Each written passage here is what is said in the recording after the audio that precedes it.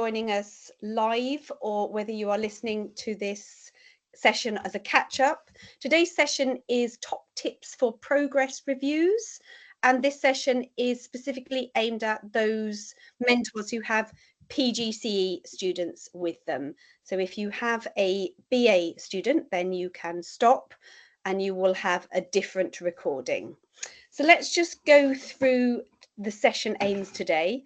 So we're going to have just a recap of the steel descriptors and the CAP thresholds for the forthcoming assessment points. We're going to look at the synthesis of progress. Emma's going to talk you through also the progress review meeting and how that happens and the process and the thresholds. We're going to do an orientation. We're going to do some live looking at how we do the CAP on the PLP. There'll be some top tips and also opportunities for those in the room to ask questions around today's session. So let's just have a quick look at the important dates. So these are obviously in your clinical practice handbook. You'll notice that we are talking today about CAP 3. So that's the forthcoming progress review 3, which takes place in the week beginning the 17th of March. So we've still got a couple of weeks ahead of us. But it's important that we start this process or start thinking about this process now, because there is much work to be done behind the actual holistic overview of the CAP assessment. And then we'll talk about, or Emma might just pop in here and just talk about the CAP 4. Yeah, absolutely. And so you've probably noticed that we've got the week beginning the 28th of April, the opportunity for early CAP for early progress review for eligible students. And this is for the students who are excelling reasonably rapidly. These are probably going to be your student teachers who met progress review 3 CAP threshold with ease, and that they're progressing at a really a good rate. What we want to reserve the later progress review 4 deadline. We want to reserve that for perhaps the student teachers who really could do with that extra time to develop their independence in the classroom and their consistency in the classroom. It might be that you've got a student teacher who, for whatever reason, needs to go on concern over progress. And if in particular, if this is for classroom practice, then they probably are going to need that extra time.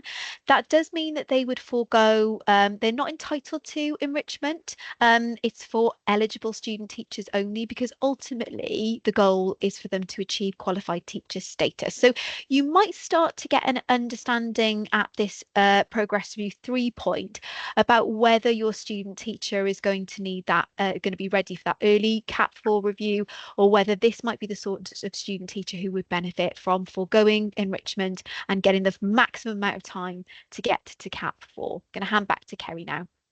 Thank you, Emma. So if we then look at where you're going to find all of the information that's going to help you in doing your progress review, you're going to be using the CP guide and Appendix 8. So as you can see, we've highlighted here all of the useful documentation. Everything that you need to be successful in completing this is in Appendix 8 of the PGCE guide. So let's start by looking again at the work of Carol Steele and looking at the assessment of student teachers against the standards, and the standards of aware, as we know, and aware, unaware to aware, to capable, to QTS plus. And at this stage, we realise that this particular progress review, the progress review 3, the CAP 3, is difficult. It's very challenging for our students. It's coming quite soon into their new CP placement. It is the threshold, as we'll look at in a second, is the bar is high, and therefore it is really important that we understand exactly what we mean by aware and what we mean by capable. So if we just take a look at the actual descriptors again, so at this point there won't be any unawares. And if we therefore, as a mentor, feel that the language that we look at in a minute, the language that relates to unaware, if that is prevalent in the profile, therefore the student would not pass this progress review, because it is really important that they are aware in all of the descriptors as we move forward. So aware is beginning to master the concepts, the theories, and the context specific information related to pedagogy. They are attempted. They're aware, but they're not yet able to independently and confidently apply such knowledge and such pedagogies. The ideas and the techniques that they put into action, there will be attempts that need to be perhaps scaffolded by the mentor still. We're not talking about the student teacher as being at the QTS stage yet. And therefore, the mentor helping to scaffold means that sometimes things don't turn out as expected. And that still is fine. The capable descriptor is really important at this point, because we're going to show you that at this point, so it's going to be aware in all of the descriptors, but capable in the critical. So in the yellow highlighted, the student teacher needs to be capable, and therefore this description is really important. So although the student teacher may still need to concentrate intently, we're not saying anyone's, completely the finished article, and therefore they will concentrate in planning and applying a particular teaching technique or skill. They're becoming increasingly comfortable with a growing repertoire of skills. And this is our QTS stage. So this is why they need to be at this stage for the critical. So those 10 yellow indicated on your CP guide. And you may have students who are working beyond. That's not unfeasible at this stage. And those, as we know, they're more aligned with the sort of the initial teaching, the early careers teachers profile, but they're aligned with induction descriptors of the beginning teachers of the next stage. So things will be very firmly embedded, but that doesn't mean that you won't have students with such a profile. And therefore, this language that we've discussed and looked at many times before is really important. And it's not just important when we're writing the feedback and we're writing and discussing their CAP. It's actually the language that we use, and we might ask our students when they have perhaps evidenced themselves and they say, actually, I am capable in P1, P9. Getting them to unpick that and actually thinking, well, are you mainly independent? Is it mainly secure? Is it mainly effective? And if it's not, is it perhaps that the student is therefore perhaps with support, or perhaps becoming effective?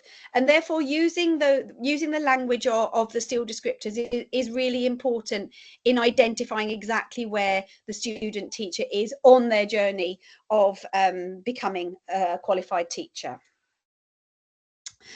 And I think I've mentioned a few times, I think this is really, really important.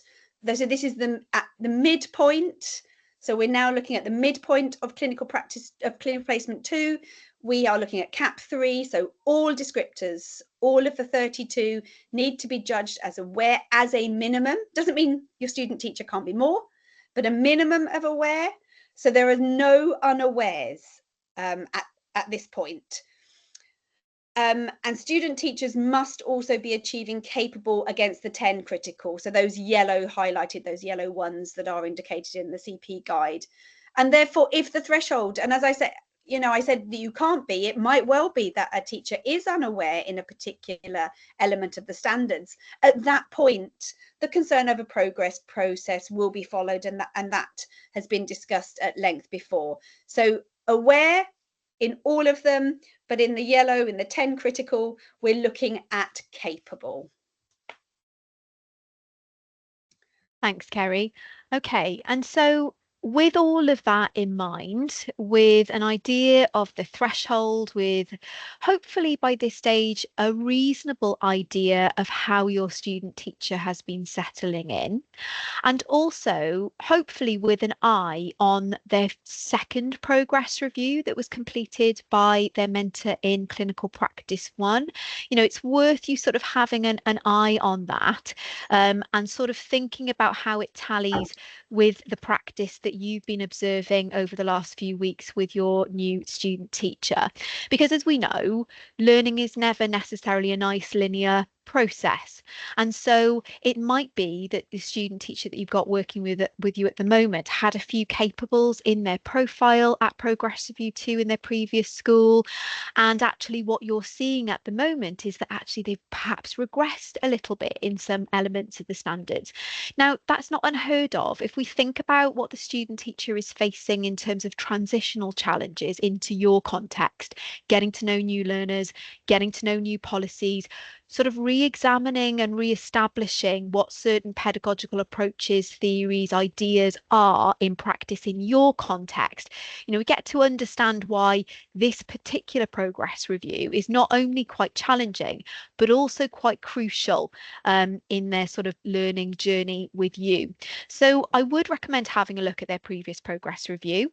I would recommend sort of reflecting on the sort of language you've been using to feed back to them in all of the observations you've done of them, both formal and informal, up to this point, to put you in a really good position to have a robust discussion with them after they've done their preparation for the progress review.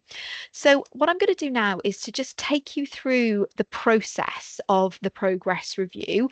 There are quite a few steps, preparatory steps that the student teacher needs to make before they come to meet with you. I think I cannot stress enough, and I'll say this more than once in this top tip session, that my first top tip is this should not be done to the student teacher by you as the mentor. It really should be a process that's done with them, because what we're trying to do, what our philosophy here is, that we're trying to help them take ownership and control of their own progression beyond their time with you. And so we ask them to take some steps that we prepare them for at university. Remember that they've also taken these steps twice already now because they've done 2 progress reviews in clinical practice 1. So the student teacher will first of all go through the process of self-assessing themselves against all of the 32 QTS descriptors, and they will indicate those self-assessment judgments on the PLP. We'll have a look at that in a moment. And what we coach them to do, what we model to them to do, is to again look at that language of the STEEL descriptors of unaware and capable, aware, etc., and to try to consider what evidence they have. Maybe it's in their blue book, maybe it's in the formal learning and teaching observations that they've had from you so far, to make judgments that reflect the sort of feedback and their sort of reflections on their practice up to this point. So they will do that.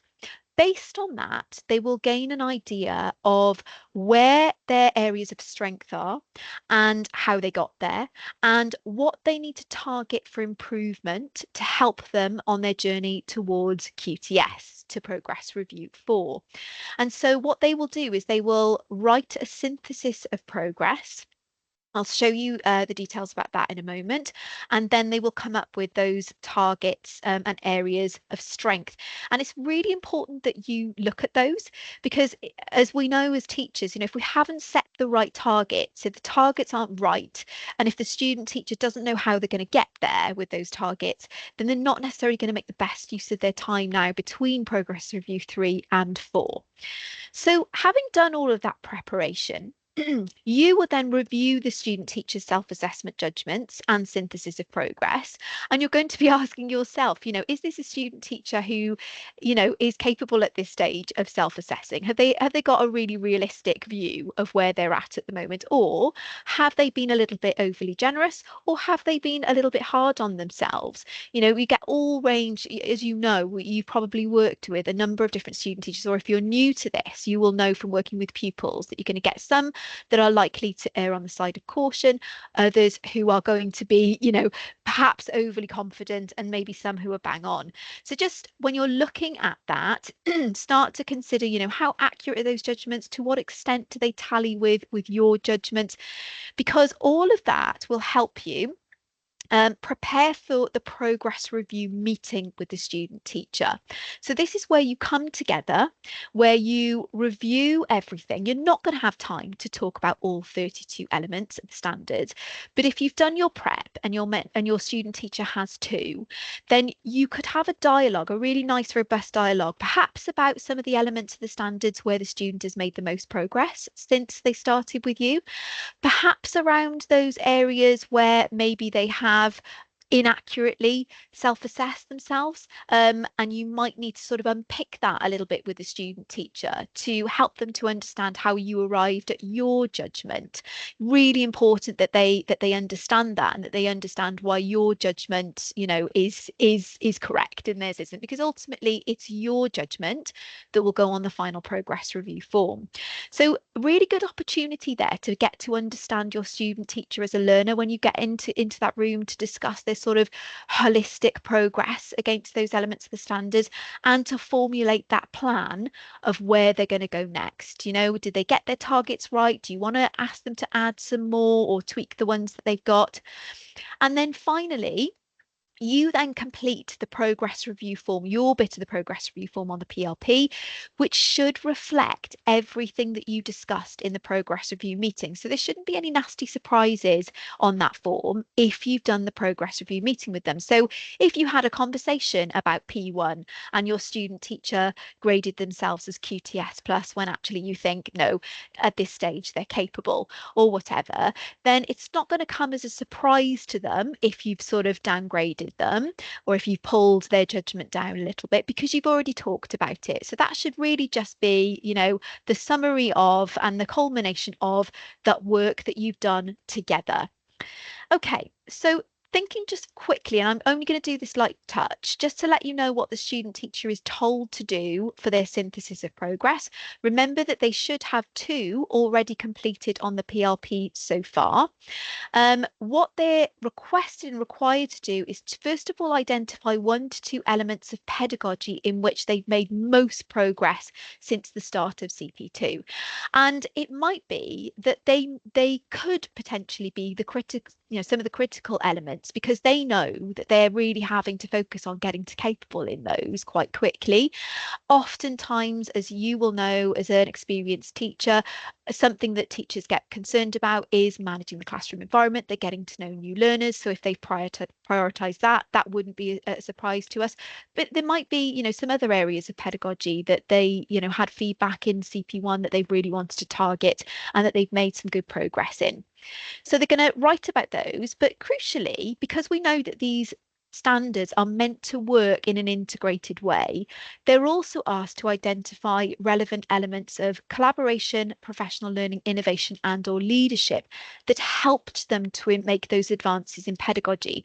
So, for example, if they have said that they've made some gains in managing the learning environment, it might be that they draw upon things that they've done, such as observing you and your classroom practice. It might be some stuff that they've done on SLT days. It might be some knowledge that they've gained through university. It might be that they've done some research and inquiry that has helped them to make some gains on that front. So we want them to start thinking about those standards in that integrated way as they were designed. And then they've got some prompt questions to help them to be quite critically reflective in this synthesis of progress. And they're given some guidance about how many words, what their sort of upper limit of the word count is here. So they are going to put quite a bit of time into this. And so it's really valuable if you can take the time to just skim and scan it and just know where they're coming from. We give them a guide word count of 600 to 1,000 words. They do have the opportunity to hyperlink hyperlink any sort of evidence that enhances their reflection. So if they've said, that they feel that they are now capable in managing the learning environment, it might be that they hyperlink to a screenshot of the blue book where you have told them on multiple occasions that they're really, working very well at this aspect of their practice. They don't have to, it's not essential, but they do have that option to do it.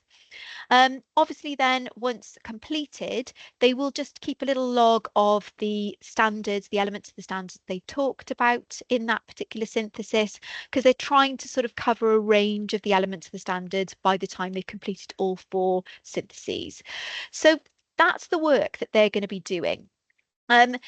We talked about the progress review meeting quite a bit, but it is worth mentioning that all elements of the standards are assessed in the final progress review form. So even though you might only talk about a few of them, because you might be time poor and it might be more fruitful to talk about a few of them, you will come to grade all of them when you come to complete your part of the form. And I think most of these things I've covered. I'm going to stress bullet point 5 here about the importance of centering your professional dialogue with the student teacher around their self-assessment judgments and this synthesis of progress. So you're sort of acknowledging to them that you've had a look at the work that they've done. And remember that within that professional dialogue context, you're going to find out a lot potentially about their sort of approach to being a student teacher, about their behaviours, about their learning dispositions, about what they might need going forward from you between now and Progress Review 4. And just to shout out that we know that there are some student teachers, that perhaps could do with doing a bit more work in preparation for Progress Reviews, but we know that there are a vast majority who put a lot of prep into this. So, really great if we can celebrate this as mentors. And our research has taught us that there are some really sort of useful questions that you can ask in that progress review meeting that encourage the student teachers to think sort of metacognitively about how and why they have and have not made progress. So you might ask them, something simple like, what did your practice look like before and after progress was made? So you might say, okay, I noticed that at the end of clinical practice 1, you were QTS plus in this element of the standards, but now you've graded yourself as capable. So, what's happened there? What can we put this down to? Is this something that we're going to need to work on? Or in the converse, if they've graded themselves as QTS plus, what did your practice look like before and after, and what examples can you give me that illustrate that you have made that progress, that illustrate that you are now capable instead of aware? And hopefully, if you have the language of the STEEL descriptors, of those adjectives for aware, for capable, you can get them to refer to those and to think critically about those. You might want to ask them, what steps did I take as a mentor to support you in your progress? So was there anything that I did that was really helpful to you in making that progress? And sometimes we can feel a little bit sort of, concerned about asking, did I do a good job? But remember that, the better that relationship, that reciprocal relationship with your student teacher and getting to know them and what they need as a learner, the better equipped you're going to be to help them going forward. You will in turn also maybe ask them, what steps did you take to support your progress? And this is quite crucial actually, because what you might find is it might be a bit of a light bulb moment for some of those students who've been a bit too reliant on you, and that you're hoping now are going to start to become a bit more independent, because remember, at Capable, they are mostly independent, so if through that conversation they realize, okay, I'm waiting for you to tell me to do things rather than taking the initiative myself, well, then there's incentive, hopefully, for them to start taking on more responsibility.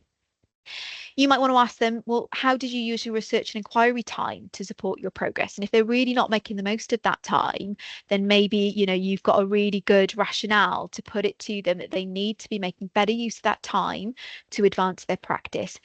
And you might ask, how did other areas of the standards support your progress in this element? And again, that might throw up opportunities for them to make better use of those other areas of the standards, like professional learning, like collaborating with other members of the school or department. Okay, so that's sort of a deep dive really into the process.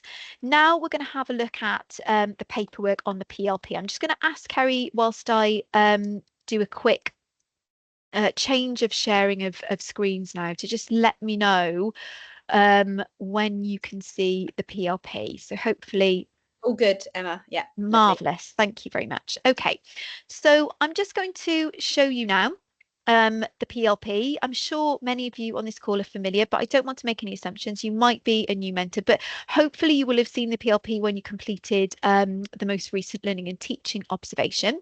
So if I just navigate back to the opening sort of drop-down menu from the assessment tab, you can see that the first thing you've got on the list there is the synthesis of progress.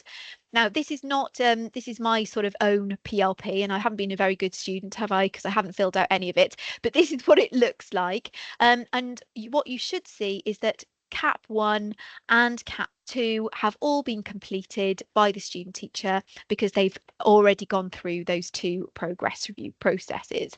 So when it comes to key assessment point 3, as you can see in their synthesis, they've got place to write down where they made that progress with regard to two elements of pedagogy, how the other elements help them get there, what their targets are, and whether you have a good look at those. Do you agree with them? And then how can they use other elements of the standards to help them address those targets? So if they've said that one of their targets, which has to include some elements of pedagogy, if one of their targets is about differentiation or adaptive teaching, then they're going to have to think carefully about, how they're going to use their time and how they're going to tap into collaboration opportunities to make sure that they meet that target. So that's the sort of logic of that table. They also have to talk about and reflect on how effectively they've developed their pupils' cross-curricular skills where applicable, and also any work that they've done to develop their own cross-curricular skills. And again, worth looking back at their previous progress review form, because it might be that the previous mentors indicated that there are some areas for development in their personal literacy skills. Okay, and then we go into progress reviews. If I go to progress review 3, you'll notice that all the bits that I talked about are there. So we've got a place to put the students' details. You'll be able to input this information, their name, their lead partnership school, which a student will be able to tell you along with a student number. If you don't know any of that information, you can just ask the student, they will know. You'll pick their course, you'll put your name, your email, and the date you're completing this form. You've got a nice quick aid memoir to the CAP thresholds and everything that Kerry showed you earlier on about what the expectation, what the threshold is at CAP 3 is reiterated there. You've got a link to the student teacher's progress review. Now, the student teacher hasn't prepared yet, but what you will see is once they've gone through that process of self-assessment, it acts like a rubric and all of those outcomes will be visible to you there. So they'll be indicated in blue, much like they are when you select those judgments yourself. And then we've got the mentor progress review bit. Okay, so we're into the main bulk of the form here. So we've got the student name again. Now, a quick pro tip that I always say, so I'm sorry if I sound like a stuck record here, but it's worth reminding. At the top of the screen, you've got a drop-down menu, a button in blue, which says Assessor Field Actions. And you've got two options, to save and hold or to save and release. The student teacher will not be able to view what you've put on the progress review form until you save and release.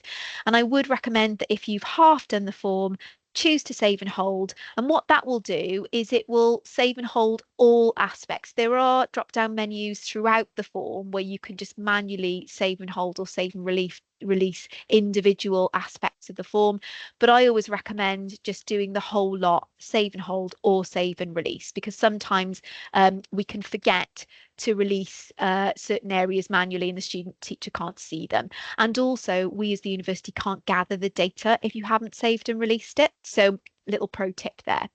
So then you're going to go through the process, having done the meeting with the student, having looked at their synthesis, having reviewed their self-assessment judgments, having arrived at what you agree are the judgments, of making your Making your outcomes known via this form, making those judgments clear. And then underneath, really important, you've got the opportunity to tick if the student teacher has met the critical elements of the standards that are indicated with an asterisk, but as Kerry said earlier on, they're also highlighted in yellow in the clinical practice guide. So P1, managing the learning environment, P3, assessment, those are critical. So if I, the mentor, had graded those at Cap 3 as aware, well, that means that the student teacher hasn't met this threshold, because by this stage they should be capable in the 10 critical. So I would not tick these two if I judge them as aware at this stage. I would leave those blank, and then it will be flagged up immediately to the university that this student teacher has not met the threshold. So it's a bit of a belt and braces approach to making sure that we can indicate, we can identify those student teachers that are going to need to go on consider for progress. You will, I'm sure, also tell your senior mentor, but we've just got that extra mechanism within the form. So what you've got then is the bank of, or the cluster of elements from the standards. You've got qualitative comments box that we need you to fill in with areas of strength pertaining to that cluster of elements and with priorities for future development. I'm not going to say too much about that yet, because I am going to show you the sort of quality of feedback that we're looking for in this paperwork. Same process you're going to go through of awarding judgments, making those known, ticking if the thresholds have been met at the particular outcome that we're looking for, leaving your qualitative comments, and working your way through the rest of the form. So, you know, no two ways about it. There is a reason why we only ask mentors to do this twice in a clinical practice, because they are quite time consuming. Might be for efficiency that you might start to work on this form when you're in the progress of you meeting with the student teacher, hence the reason why you might need to save and hold it. And then we come to all of the other elements of the 5 standards. We've got collaboration, you do the outcomes, you select if they've met it at the right threshold, you leave qualitative comments, and so on and so forth. And you must grade everything. We've not got the option, as we do with the learning and teaching observation form, for you to select not applicable.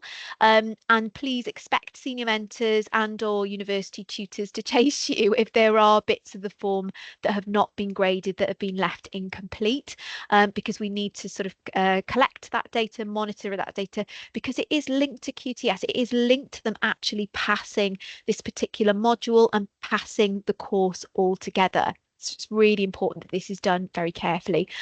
So once you've come to the end of the form and you've graded all of those areas of the standards and you've left suitable qualitative comments, you've got a couple of extra bits to put in.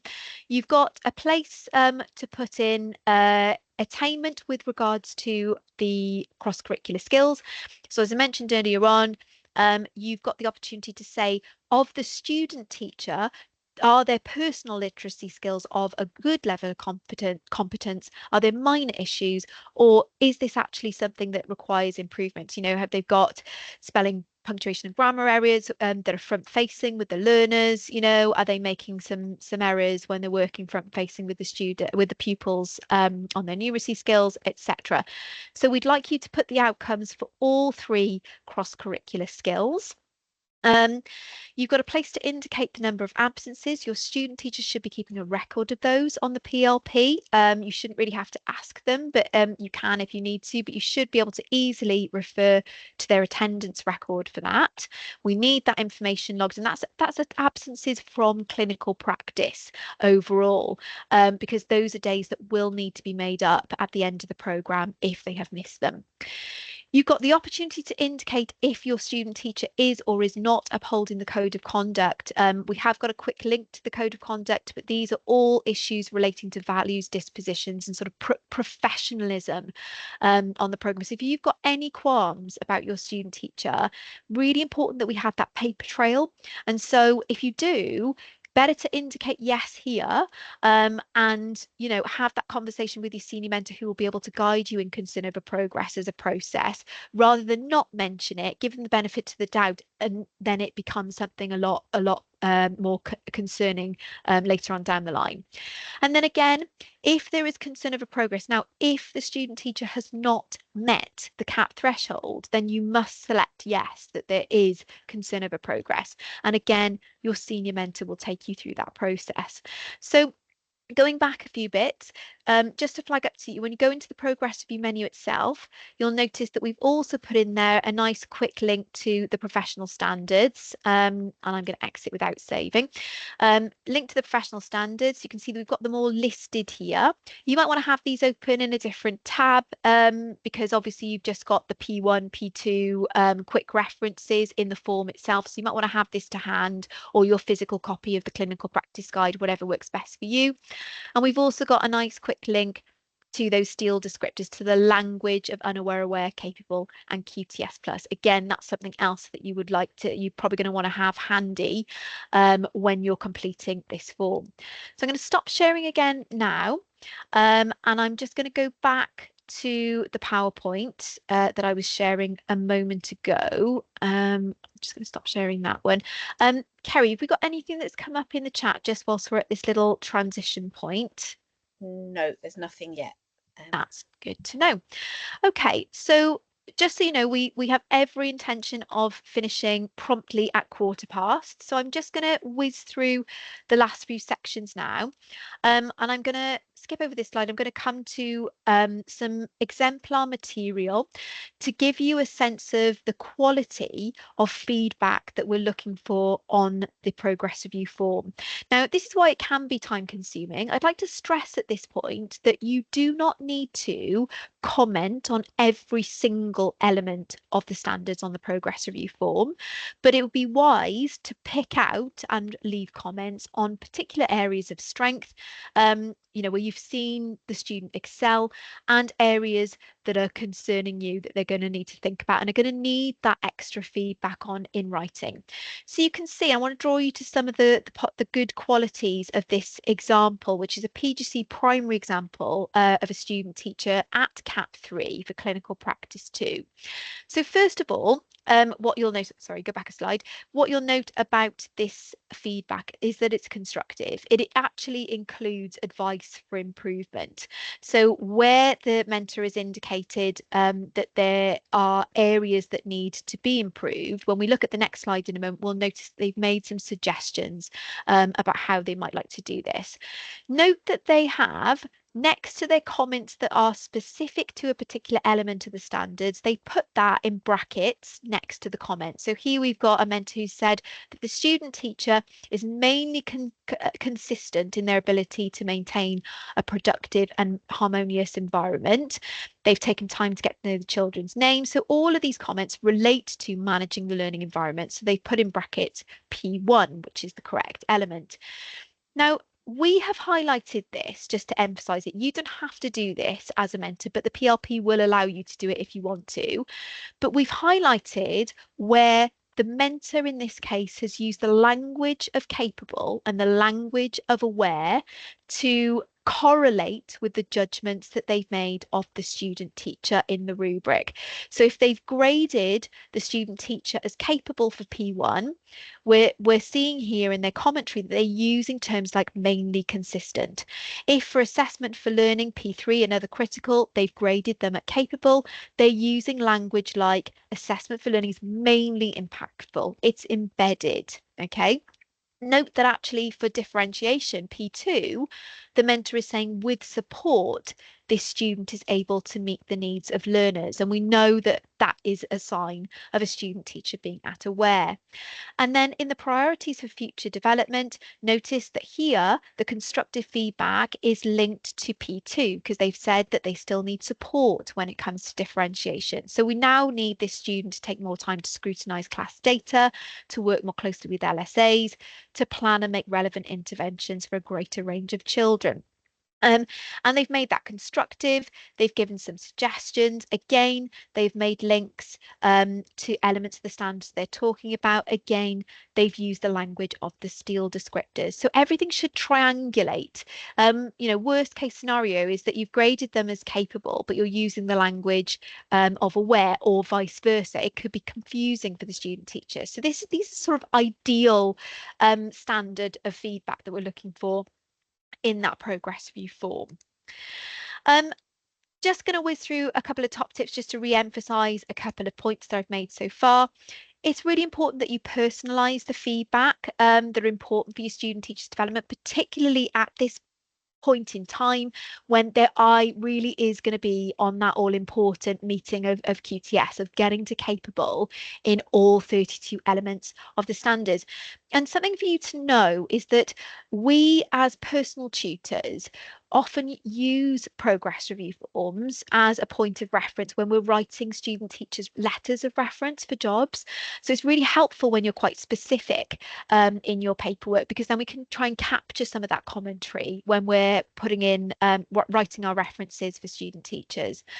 You do need to grade every element of the standards, but you don't need to comment on every element. So just thinking about your time and your workload, don't feel that you need to write about every single one.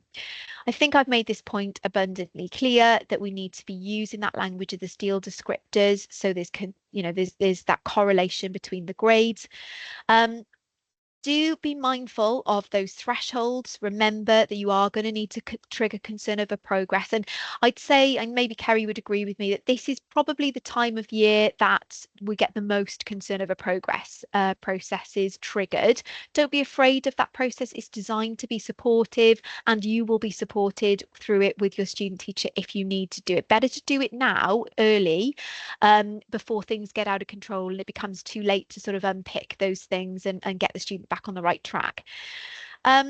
Remember that this should be a conversation, the progress review with your student teacher, to really find out, how competent they are at assessing themselves, because they're not going to always have you in their camp helping them to reflect on their progress. And on occasion, you might have to have some difficult conversations with your student teacher. It might be that the student teacher might share something. We basically need to be open. They might tell you something that affects your decision, that actually makes you go, okay, maybe I have been a little bit harsh in my judgments here. Maybe, on second glance through the feedback, I have been largely talking about them as if they're capable when I've graded them at aware. So ultimately your decision is final, but just be open to the fact that this is a dialogue. The student teacher is going through this program themselves and is having a lot of experience. So, remember to have that all important professional dialogue with them. Do encourage them to adjust their targets if they haven't, captured the right ones.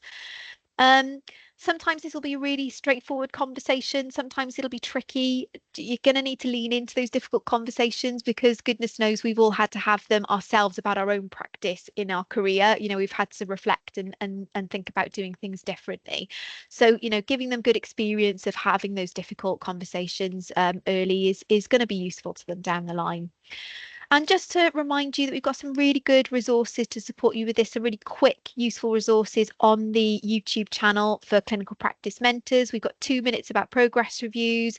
We've got videos that reiterate the whole progress review process. There's even a slightly cringy acted out role play between me and my colleague Tom Breeze, where we're sort of modelling a student and mentor progress review meeting. It's about a 20-minute video. So all of that is there, designed to support you.